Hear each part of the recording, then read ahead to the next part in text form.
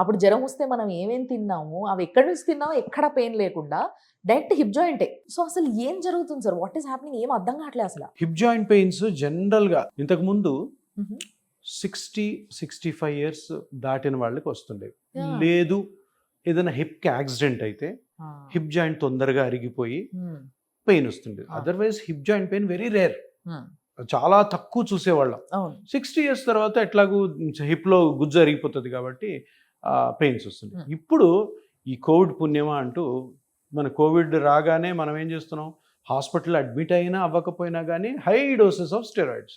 ఓ God. ఒక్కొక్కరికి prednisolone అయితే 25 mg, ఒక్కొక్కరికి 50 mg. లేదు హాస్పిటల్ అడ్మిట్ అయితే 1 గ్రామ్ పొద్దున 1 గ్రామ్ సాయంత్రం. పాపం వాడిన వాళ్ళకి కూడా తెలియదు వాళ్ళు వాడుతున్న స్టెరాయిడ్స్. వాళ్ళు అప్పుడు ఎందుకు ఏ మందు చెప్పినా కూడా వేసుకునేవాళ్ళు, ఎందుకంటే అది ఎక్కడ చచ్చిపోతామని. హాస్పిటల్ అడ్మిట్ అయ్యే వాళ్ళు చనిపోతున్నారు, ఇంట్లో టక్కని చచ్చిపోతున్నారు. అది దానికి ఎవరికి అంతు చిక్కక ఇంకా స్టెరాయిడ్స్ ఎటువంటివి అంటే టాబ్లెట్స్, ఇంజెక్షన్స్ అవన్నీ సర్వరోగ నివారణి. ప్రతి ఒక్కరికి స్టెరాయిడ్, ఏం అర్థం కాలేదంటే స్టెరాయిడ్ పెట్టిస్తారు. అవును.